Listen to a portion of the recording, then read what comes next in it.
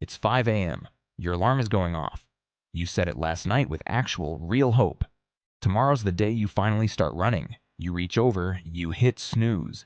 Now it's 11 p.m., 3 weeks later, and that gym bag is basically furniture. You're scrolling through motivational quotes on your phone, wondering what's wrong with you. Spoiler, nothing is wrong with you.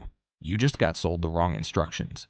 And in the next 10 minutes, I'm going to show you the actual owner's manual, the one nobody hands you at checkout. Here's the assumption baked into basically every self-help book, podcast, and Gym Bro Instagram caption. You just need more willpower, more discipline, more motivation. Fail to run, weak willpower. Fail to eat clean, weak discipline. Fail to meditate, you clearly don't want it enough. Cute story. Except it's backward. In 2016, researchers ran a massive replication study. 2,141 participants, way more rigorous than the original. Testing the famous willpower is a muscle that gets tired theory from 1998. The result? Zero effect. Willpower doesn't run out like a gas tank.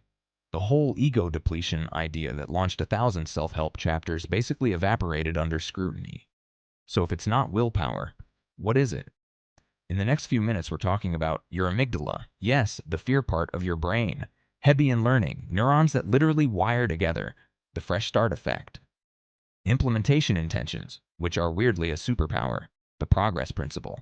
And a World War II factory training program that accidentally became the most quietly influential productivity philosophy on Earth. Stick around, because by the end you'll know exactly why that gym bag stayed on the floor, and what to do instead. Let's start with the word itself. Kaizen. It sounds like ancient wisdom from a mountaintop dojo. It's not. It was formalized by business consultant Masaki Imai in 1986. But here's the twist. It actually traces back to World War II-era American factory training programs called Training Within Industry that statistician Habitus Bakumasuri Edwards Deming brought to Japan to rebuild its shattered manufacturing sector. Wait, the ancient Japanese secret is an American wartime factory manual? Yesha. Kind of ruins the incense and mountain monk aesthetic, doesn't it? The core idea, though, is genuinely elegant. Improve by such a tiny amount that improvement becomes impossible to resist or fear. Here's what surprises most people about Kaizen. The goal isn't to make progress visible. It's to make resistance invisible. If your habit feels impressive, it's probably too big. A true Kaizen step should feel almost ridiculous. Want to start reading? Read one sentence. Want to meditate? Sit down for 30 seconds. Want to exercise? Do one push-up. The point isn't that one push-up changes your body. It doesn't. The point is that it changes your identity for one moment. You're no longer someone who keeps postponing exercise. You've become someone who showed up. Kaizen separates the act of showing up from the size of the result. And once showing up becomes automatic, increasing the effort becomes surprisingly easy, and there's real brain science backing this up. Clinical psychologist Dr. Robert Maurer theorizes that these microsteps are small enough to slide under the radar of your amygdala, the brain's alarm system that triggers fight or flight. Here's the wait what part. Your brain treats run a marathon and literal physical danger with a similar threat response. That's not weakness, that's wiring. So why does it just be more disciplined flop so hard so often? Because the advice ignores timing completely. You know the famous, it takes 21 days to build a habit line? It's everywhere. Planners, apps, motivational posters.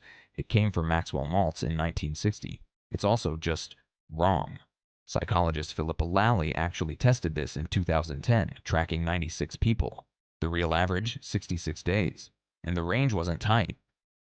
It stretched from 18 days all the way to 254 days, depending on the person and habit. Picture someone quitting on day 21 because the science said they should be done, while their brain needed 200 more days. That's not a willpower failure. That's a timeline failure. And here's another myth quietly wearing a lab coat. The 1% better every day equals 37 times better in a year. Stat you've probably seen. It sounds like hard science. It's not a behavioral finding at all, it's just the compound interest formula, repurposed as a motivational poster. Cute math. Zero peer review. So common advice fails because it borrows deadlines from finance and neuroscience from nowhere. If timelines and willpower aren't the lever, what is? Back in 1984, organizational psychologist Carl Weick published a paper called Small Wins. that changed how researchers think about behavior change. His finding, breaking a goal into tiny tasks, bypasses cognitive overload, that mental gridlock where a goal feels so big your brain just shuts the tab. Then in 2009, behavior scientist B.J. Fogg built on this with something almost embarrassingly simple. When motivation drops, and it always drops, a behavior only survives if the ability required is basically zero. Translation: don't aim for run 5 miles. Aim for put on running shoes. That's it. That's the whole task. Here's the reveal that reframes everything. Wendy Wood and David Neal found in 2007 that 43% of our daily behavior happens completely automatically. We're not even consciously deciding. We're just running on autopilot while thinking about something else entirely. Kaizen doesn't fight your autopilot.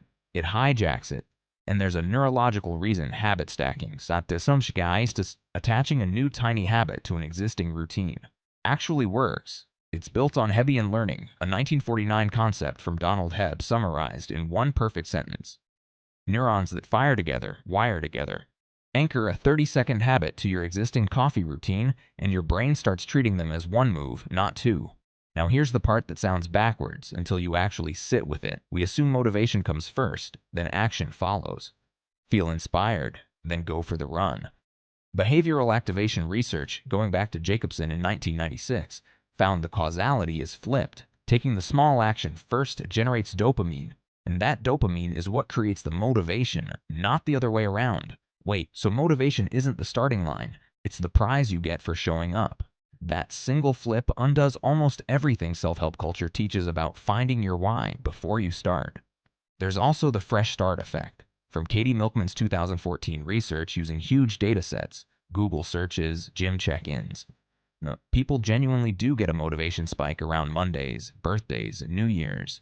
But, and this is the catch, that motivation burst almost always collapses without a small step system underneath it. The spike isn't the plan, it's just weather. You still need shelter. And how do you actually keep the small step alive day to day? Teresa Immobile's 2011 study analyzing 12,000 daily diary entries from workers found the single most powerful motivator for sustained effort wasn't praise, money, or pressure. It was visible everyday progress, even tiny progress.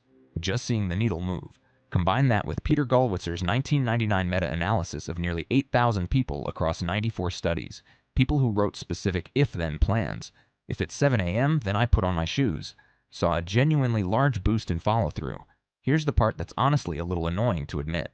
The self-improvement industry has spent decades selling you guilt dressed up as motivation. Hustle harder, no excuses. Discipline equals freedom. It sells books, it sells supplements, it sells $200 planners.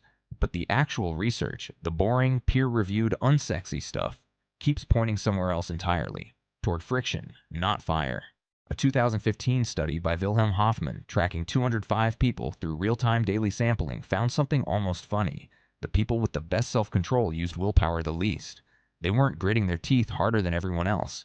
They just designed their environment so the good habit was the easy one and the bad habit was the annoying one.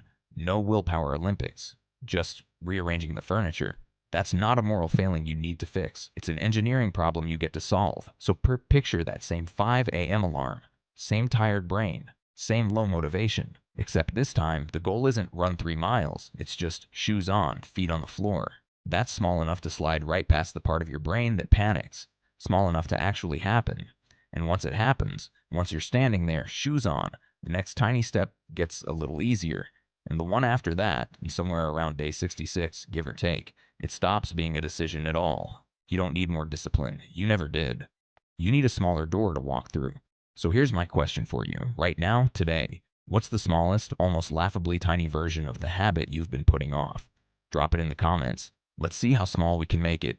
Don't settle for your baseline, go beyond it.